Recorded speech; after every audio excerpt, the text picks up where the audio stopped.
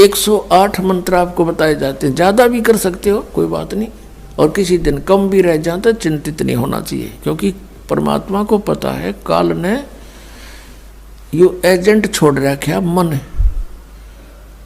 कि यू भक्ति ना करने दे तुमने। लेकिन कुछ दिनों के बाद आत्मा इस पे प्रभावी ऐवी हो जाएगी और बैठ के इस तो भजन कराया करेगी। फिर श्वास का मंत्र आ जाता है, ये मन भागता है, फिर थोड़ी देर पाछा फिर चेतन हो जाए, फिर करे, तो ऐसे करता रहे, ऐसे अभ्यास बनेगा इसका, ऐसे ही चलता है। और कुछ दिनों के बाद आपको रात्रि में भी, स्वप्न में भी आपका सिमरण शुरू हो जाया करेगा, सोते सोते सोते सोते श्वास उश्वास से। और एक श्वास उश्वास की इतनी कीमत है सतनाम की, 2 अक्षर की। और तीसरे का तो कहना है कि सार नाम तो वो तो एक कब जपया हुआ घना काम करते हैं। तो इतने धनी बन जाओगे आप इस भक्ति से। ये भक्ति और फिर आशा, आशा यहाँ के नहीं रखे, जरा अंत में आपकी इच्छा, किसी बेटे या बेटी में, कार या कोठी में, पोते या पोती में, किसी प्रकार देवता या देवती में, किसी भी सतीथि में। मान लीजिए आप वृद्ध होगे और उधर से आपकी बेटी विधवा होगी, तो आपके साथ काल ने यूं और एक जाल कर, बेटी वही विधवा होगी जो नाम तो दूर होगी। अगर बेटी भी नाम ले रही होगी तो नहीं हो सकती उकचुक, गारंटीड बात है। और ऐसा हो जाता है तो फिर आपके मन में काल पैदा करेगा प्रेरणा, बता क्या होगा बेटी का, क्या होगा बेटी का। वह बेटी महात्मा रह जाएगी, फिर वहीं की सब पशु बनकर वहीं फिर हल खींच रहा होगा। एक किसान था, परमात्मा की आत्मा था, कहते हैं जो जन मेरी शरण है। पुणात्माओं आप समझोगे, क्योंकि बालक नहीं बुद्धिमान समाज है आज मानो। किसी का बालक बिगड़ जाए, बेटा या बेटी, उस माता पिता से पूछ कर देखो वो कितना दुखी रहता। सपने में भी उसको ये चिंता बनी रहती है कि किस प्रकार मेरा बच्चा फिर से लाइन पकड़ जाए, उसके लिए कितना दुखी होता है। और हम उस परम पिता के बच्चे, उसी के बेटा बेटी हम, और वो हमारे, हम कितने बिगड़ के यहाँ आगे इस काल का फंस गए। अब ये हमारी रेल बना रहा है सबकी, ब्रांड मैट्री कर रखी यहाँ पर, ले लिए इंडिया हमने इसके साथ आकर के। लेकिन वो कहते हैं ना माता पिता बुरे नहीं हो सकते, बेटा बेटी वैसे 100 गलती करते हैं। अब उसी विधान से वो हमारा पीछे फिर रहा है। परमात्मा कहते हैं कि जो जन मेरी शरण है, एक बार भी किसी युग में ये भोली आत्मा मालिक से टच होगी, कभी उसके भेजे हुए दास से कभी उपदेश ले लिया, तो फिर वो रह भी गया यहाँ पर, फिर भी मालिक उसके पीछे पीछे फिरता, कभी इसने सद्बुद्धि आ जा, किसी प्रकार फिर से ये लाइन पकड़ दे। तो ऐसा ही एक किसान था। अब उसके पास परमात्मा गए और उसे राम रमी करी, क्योंकि पिछला संस्कार जो होता है उसमें गुण होते हैं।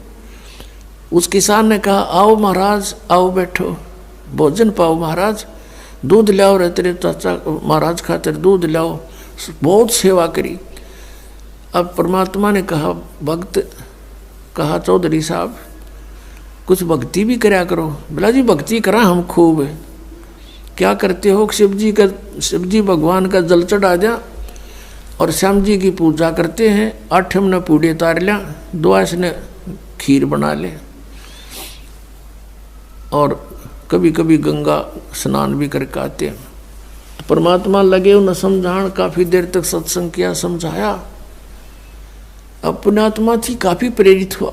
अक महाराज बात तो सच्ची कहो तुम, कहा फिर उपदेश ले लो भाई। अकना अभी नहीं, अभी तो बालक छोटे छोटे हैं, इनको कुछ इनकी विवाह कर दूं और ये काम संभालने जोगे हो जाए महाराज जी, फिर पक्का नाम ले लूँगा। परमात्मा चले गए, साधु रूप में थे। बालक भी विवाह कर दिया बच्चों का, वो सारा कारोबार भी संभाल रहे हैं और पोता पोती भी हो रहे हैं।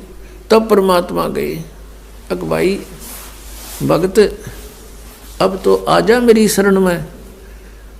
ने बोला महाराज जी तू अच्छा पीछे पड़ा मेरे, छोटे छोटे पोता पोती हैं, बच्चे खेतों में काम करें, इन बालका ने कौन खिलावेगा। इब नहीं माड़े ये बालक ठीक हो जाने दे, पोते पोती माड़े बड़े हो जा थोड़े से, फिर आना। अब वो फिर गए परमात्मा, 5-7 वर्ष के बाद बूढ़े की टिकट कटी पाई, वो मर लिया। अब क्या देखा कि वही व्यक्ति अपने ही घर में बैल बनकर आ रहा है और पुत्र उसने हड़ में जोड़ रहे। वहां पहुंचे परमात्मा। अब वो बच्चे जाने थे महाराज को कि आओ महाराज जी आगे। कहा गया भाई, बोला भाई डटिए, एक दो बात कर लो तेरे पिताजी तय। वो बच्चा बोला जी पिताजी की तो मृत्यु हो ली। बोला भाई, वो परमात्मा बोले मुझे मालूम है।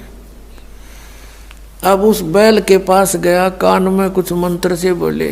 वो उसने तो मंत्र लागे थे, परमात्मा उसकी भाषा में बोल रहा था। तो बैल ने अंदर से बोल तो वो नहीं सके था, अंदर की भाषा भी जानते हैं मालिक। अब उसने कहा बाबा, परमात्मा ने कहा रहा ईब तो आ जा मेरी शरण में, तेरा यो शरीर छुटवा दूंगा यहीं पर और तुझे मनुष्य जन्म दिवा दूंगा। तेनों कह महाराज जी तू जा अपना काम करे। अब मेरी जगह पे कोई और बैल आ गया और काम ठीक ना करेगा तो मेरे बड़का का टोटा नहीं हो जाएगा।